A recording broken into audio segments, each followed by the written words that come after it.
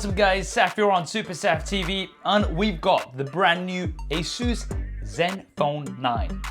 That's it, there is no ZenFone 9 Flip this year. ASUS has pretty much said flip off to the Flip. And sure, that's a little bit disappointing. I did really like the Flip, it was quite unique, but it didn't seem like it was very mainstream.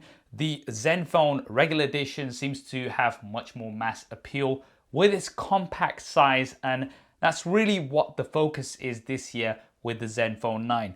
I've got 3 different colors here to show you. Let's go ahead, get these unboxed and see what they have to offer. So inside the 100% recycled paper box, you do get a pack with some accessories, which we'll come back to later. There is the device itself, a USB Type-C to USB Type-C cable, as well as a 30-watt hypercharge adapter. This is included out of the box. So I have 3 of the colors available here, the Midnight Black, the Moonlight White, as well as the Sunset Red.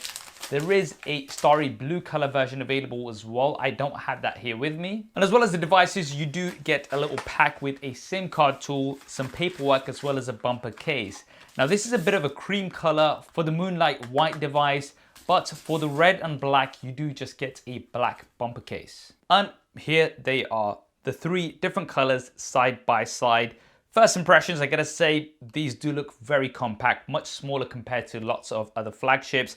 And I'm also noticing the pretty large camera modules, and that's because we do now have 6-axis gimbal stabilization, which we'll be taking a look at a little bit later. The other thing I also noticed straight away is this back. The material is really nice, it kind of feels a bit like paper. Now, the back material is in fact plastic, but it doesn't feel like plastic and it doesn't feel cheap by any means. I think it's just for them to achieve this grippy texture. Matte finish across the board, so you're not gonna really have to worry about fingerprints. We've got an aluminium frame. There's a silver colored aluminium frame on the white version, which is a bit of an off-white, so it's not white. Moonlight White is what they call it. But we have a black aluminium frame on the black version as well as the red version. I do like the black and red combo here. And at the front, we do have Gorilla Glass Victus. We've got IP68 water and dust resistance across the board, which is nice to see. Now, one of the key things ASUS has gone for on this design is for it to fit comfortably in one hand. And I can definitely say that it fits comfortably in my hand. It's around 70 millimeters in terms of the width, which is the smallest on pretty much any Android flagship out there. The only one that's slightly less wider is the Xperia 1 Mark V. However, the Xperia is taller, so this kind of has a good balance between the width and the height. And they've actually managed to keep the weight the same as the ZenFone 8, so it's 169 grams. However, this is smaller overall, and that is despite the fact that we've got a 40% larger camera, around a 7.5% large battery, as well as increased thermals inside. And to give you guys a better idea of the actual size, here is the ZenFone 8. You can see that the ZenFone 8 is a little bit taller. However, the ZenFone 9 is a little bit thicker. And we have one of the most compact flagship smartphones out, and that is the iPhone 13 mini, which is smaller overall. However, I would say that the ZenFone 9 is the most compact Android flagship smartphone out right now. And to give you some more context, here is the Samsung Galaxy S22 Ultra on the left, as well as the ROG Phone 6 Pro on the right. The ZenFone 9, very, very compact. As always, a quick reminder, if you're enjoying this video so far and you want to see more like it, then don't forget to subscribe and hit that bell icon. Nice and simple. Now let's turn this around and take a look at the display. So this is a 5.9-inch Samsung AMOLED display with Full HD Plus resolution, and it has a 120 Hz refresh rate, making things very smooth. It also has a peak brightness of 1100 nits, which is pretty good with HDR10 Plus support. However, there are a few things that I'm noticing straight away. Firstly, we do have this chin, which I was hoping that we wouldn't have for a device of this price, which we'll get into later. There are devices that are coming in at around £400, which do have uniform bezels, which I would have liked to have seen. And this is not an LTPO display, so although you can switch between 60, 90, and 120 Hz, it's not gonna go all the way down to 1 Hz or 10 Hz like some of the devices can. But despite that, it is a pretty nice display. We've got a punch out here at the front. Now this is a 12 megapixel Sony IMX663 sensor, the first device with this sensor, and it also has autofocus from the front facing camera Autofocus from the front-facing camera is something that we don't see much of, but the main cameras, of course, are here at the back, and let's spend some time talking about these cameras. So there's a 12 megapixel ultra-wide camera with an IMX363 sensor with 113-degree angle of view. This also has dual PD autofocus, which is going to allow you to refocus in for macro shots as well. And then we have the primary 50 megapixel camera. This has the Sony IMX766 sensor. It's 22% larger compared to the Zenfone 8. But most importantly, we have 6-axis hybrid gimbal stabilization.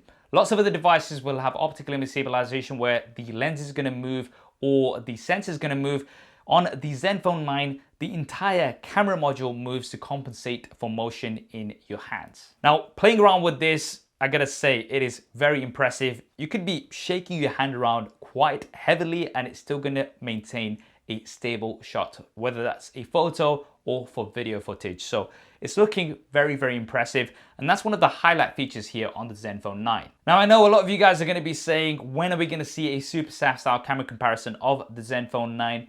Now, camera comparisons take me a lot of time. It takes me up to a week to put together. So I only generally tend to keep them for the most popular devices. So if there's enough of you guys who want to see a camera comparison of the Zenfone 9, smash that like button, drop me a comment below. Definitely let me know which device you'd like me to compare it to. And if there's enough of you, then I'll try to get working on one as soon as I can. We've also got pro modes for video and photography to really allow you some control, as well as a light trail mode, which is currently in beta, and audio HDR recording. So you will be able to capture high dynamic range on audio as well here on the Zenfone 9. Now, before we talk about the internals, because there's a lot to talk about there, let's take a look around the device, because there are certain things here which you're not going to find on other devices, such as the 3.5mm headphone jack. So ASUS has maintained this here on the Zenfone 9. I'm sure a lot of people are going to be happy about that. There's nothing on the left-hand side. On the right-hand side, we have the volume rocker. Then there is a special button here, which is the power button. It's also a fingerprint scanner and a smart key.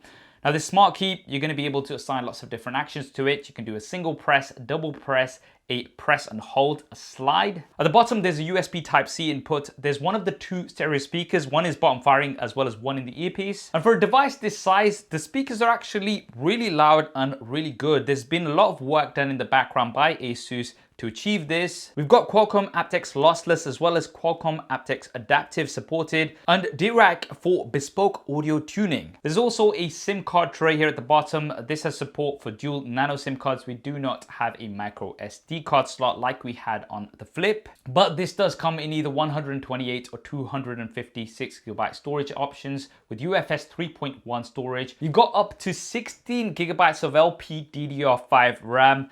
And this is powered by the Qualcomm Snapdragon 8 Plus Gen 1 chipset. This is the flagship chipset. It's what we also have on the ROG Phone 6 Pro. So in terms of performance, this is really impressive. Compared to the Zenfone 8, we've got a 15% faster CPU, a 50% faster GPU, as well as 30% improved power efficiency. In addition to that, we have a vapor chamber as well as a heat pipe, and they've managed to fit all of this into this device, which means you should get really good sustained performance. Obviously, it's not going to be as powerful as the ROG Phone 6 Pro, but I'd say this is the most powerful compact Android smartphone out there. Right, for software, we do have Android 12, and ASUS will support 2 major OS updates as well as 2 years of security updates, which is not as much as what some others are offering. Right, for the battery, we actually have a larger battery compared to the Zenfone 8.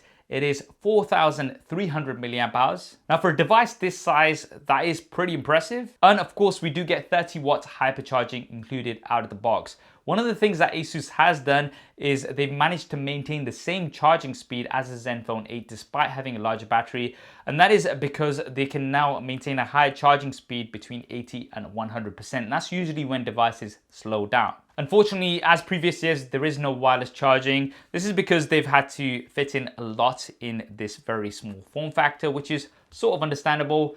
And now finally, let's talk about pricing.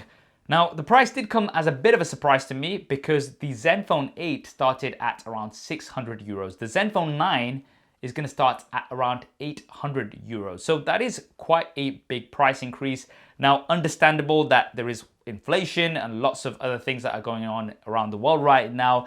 And of course, we are getting lots of new features such as the gimbal stabilizer. But let me know what you guys feel about the price. I think this is a very impressive device, very powerful at this form factor. There is really nothing else out there. I would have liked to have seen some improvements, like with the display. It would have been nice if it did not have a chin at this price. But apart from that, a very promising device. What do you guys think of the Zenfone 9? Are you going to be picking it up? Definitely let me know down in the comments below. I hope you enjoyed this video and found it useful. If you did, then do smash that like button for me.